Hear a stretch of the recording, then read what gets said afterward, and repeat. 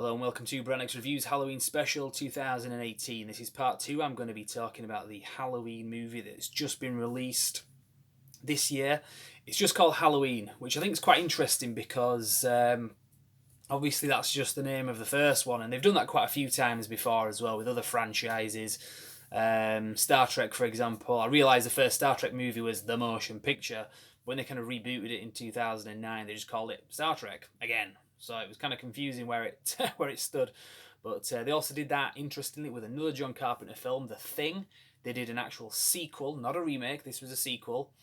And they just called that The Thing. So it gets confusing. I guess you could also throw in the 2000 film Shaft as well, which was technically a sequel to the film Shaft. So Halloween, sequel, Halloween. There you go. So it gets a bit confusing. You could be forgiven by thinking that this is a remake at a glance, but obviously when you watch the film, it is definitely not a remake. It is a sequel. And I think that was what was good about the film. It didn't really attempt to be a remake. And I don't think it claimed that. I don't think at any point that was claimed, to be honest. So what did I think about the film? Well, I went in with fairly low expectations, or I guess I would have done until I saw the trailer. I thought the trailer really did kind of sell me on this. It does feel like the film doesn't have the same tone as the original, which isn't necessarily a bad thing. I mean, again, you don't want it to be trying to copy the original film. You want it to add something, and I feel that this film really does do that. Now, I'm going to throw out some spoilers, by the way. I should probably mention that right now. There are going to be some spoilers here for this film. But like I say, I think it's interesting that they gave the film the same title anyway, because it can be a bit confusing, especially given, as I said in the last video when I was talking about all the sequels, where this film lies in the chronology. You do not need to watch any of the other Halloween films other than the original. In fact, all of the other films are retconned. Maybe you could sort of say number 3 counts, I guess, because that's kept separate anyway. But this directly retcons all the other films. There's not even any room for, well, maybe they still count. They don't. They do not count at this point. Jamie Lee Curtis's character has died twice in this franchise already. And like I say, in the second film, in Halloween 2 that came out, was it 1980? And they established that Jamie Lee Curtis's character was the sister of Michael Myers. This film specifically says that is not true. You might have seen that in the trailer. They basically say, yeah, some people said that was true, but it just turned out to be an urban legend kind of thing. A bit of a up yours to that part of the franchise. I didn't mind Halloween 2, like I said in the last video. It wasn't great, but yeah, it can go. I'm happy to see that one go into the memory hole. So this film is effectively Halloween 2. Now, lots of little things I liked about this film. The opening title was really something that I thought that is very well done, because if you remember the original Halloween film, it's got the word Halloween and the cast list all in the sort of 70s font in orange, very Halloweeny, pumpkiny, if that's even a word, colour, with a pumpkin next to it as well that's burning. This one has a really effectively creepy way that it does it, because you've got this pumpkin that's like collapsed in on itself.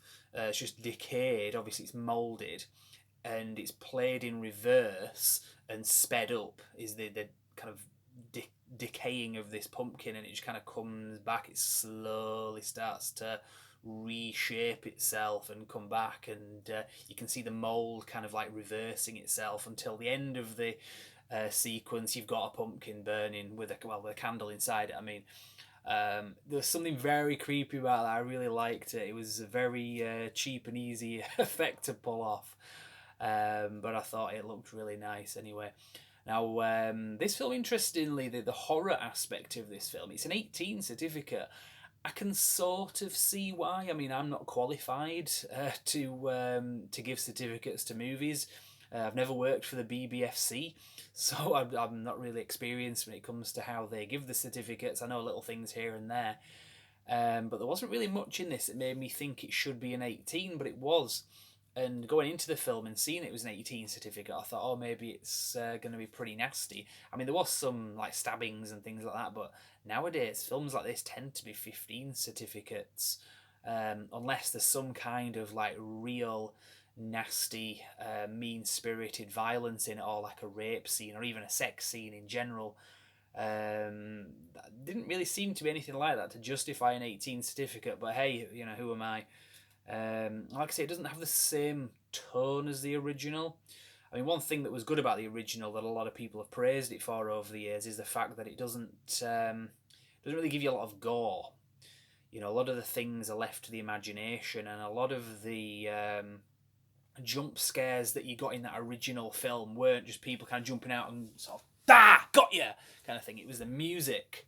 But you get a lot of jump scares nowadays in films, and this film does suffer from that a little bit, it has to be said. I'm not a fan of jump scares at all. I think they're very cheap and lazy. The more it's done, the more annoying it is, and this film does do it quite a bit, and there's some really stupid bits as well. For example, there's one bit where somebody's looking around and they're pointing a gun, sort of looking for, the bad guy kind of thing. And somebody jumps out in front of the gun. Don't shoot! Guess what happens? The gun goes off and they get shot. It's like little things like that, really stupid moments in the film just seem really dumb and unlikely, basically. So, like I say, it's annoying when that happens in horror movies, and it's kind of intelligence insulting as well. But he didn't do it too much, so I wouldn't really focus on that too much, to be honest. Now, some of the characters, some of the actors in this were pretty good. Some of the supporting cast was very good as well, it has to be said. In fact, there were a couple of people in this that I didn't actually know were in the film until they appeared in the film, like, what's his name? Will Patton, who's a pretty good actor as well. He appeared in the film as a police officer, quite an old police officer that apparently was one of the first responders when Michael Myers was shot in the first film. So that was pretty cool. And Judy Greer as well, pretty good actress. I've seen her in quite a few things. I think quite the most recent thing, she was in Ant-Man and the Wasp. She was the ex-wife of Paul Rudd's character in that film, but she's been in a few other things as well, and she's a very good actress legitimately as well. And she played the daughter of Jamie Lee Curtis, and of course was a granddaughter of Jamie Lee Curtis as well. I don't know the actress's name, but she was very good as well. And of course Jamie Lee Curtis as well, such a good actress. I don't think at any point in this franchise, she's only been in a few of the films, but I don't think at any point really she's phoned it in other than in Halloween Resurrection. But we'll let her off on that one because it was pretty obvious she didn't want to be in that film and it was shit. I spoke about that in the last video. Now with this film, they kind of give the character an angle that they've not really given her before. I mean, obviously, if you saw Halloween H2O, which, like I say, doesn't count. Halloween H2O was the one that came out 20 years ago, and that was the 20th anniversary of the original film. This gets confusing. It doesn't count. They've retconned all that. But in that film, obviously, she was suffering from post-trauma stress, but she'd gone on to have a family and had a son, played by Josh Hartnett from memory. I think that was his first film role in Halloween H2O. But she was basically living a fairly normal life. This one, she's massively shell-shocked 40 years later. She's gone on to have a child, but the child was taken off her at a young age because she was basically, if you've seen Terminator 2, she was basically Sarah Connor. Literally, she had a basement with guns that were, mounted into the wall kind of thing, which is understandable. I'd do the same thing, to be honest, if I was in her boat. But, at the same time, very different way of portraying the character in comparison to what they've done before. But it worked. It was very good, and she was very good in it as well. You really bought it that was where she was in life and had been pretty much since the events of Halloween 1978. So hats off to Jamie Lee Curtis for what she did in this film. I think it was really good and quite believable as well. But like I say, the supporting cast was very good. I also love the fact that Nick Castle, who was the original The Shape, that's the Michael Myers character, is very rarely referred to as The Shape, but that's actually what he's called, returned to do this because, from memory, he only ever played The Shape that one time in that original film. And a lot of people have said, oh, you got to bring him back. It was just something about the way he moved, None of the other guys that have played Michael Myers, The Shape, have ever got got it the same way that they did in that original film. Well, they brought him back for this, and I thought it was just good to know, because Nick Castle is somebody who's worked a lot with John Carpenter. If you're a fan of Carpenter's movies over the years, you'll have seen Nick Castle's name come up quite a lot of times. And if you watch a lot of the Blu-ray extras and DVD extras, like I tend to do, you'll know this guy, what he looks like, and so on and so forth.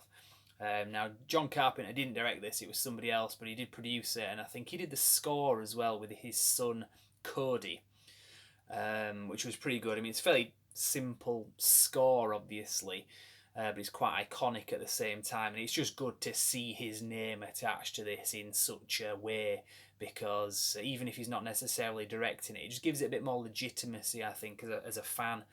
Now, John Carpenter's scores are always very good. I mean, I know a friend of mine, who couldn't afford to come see the film, yet evidently he could afford to buy the soundtrack to the film, if you can figure that out. Not a knock against you both. Point is, obviously, John Carpenter music fans are pretty hardcore, and I think, like I said, my friend is pretty much similar. I am myself as well. So there you go. That's why I think that's worth mentioning anyway. Now, one last thing I'll say about this film is, if you've seen the trailer, it does ruin some key sequences in the film. It has to be said that I hate it when they do that, and they did it a lot here. There were a few moments in the film where I knew what was going to happen next. There was no sort of like, is he in there? It's like, I know he is. I saw it in the trailer. Thanks, guys. Now, obviously, that's not a knock on the film itself, because trailers tend to be made by marketing companies and so on that sometimes just put things in the trailers that aren't even in the films.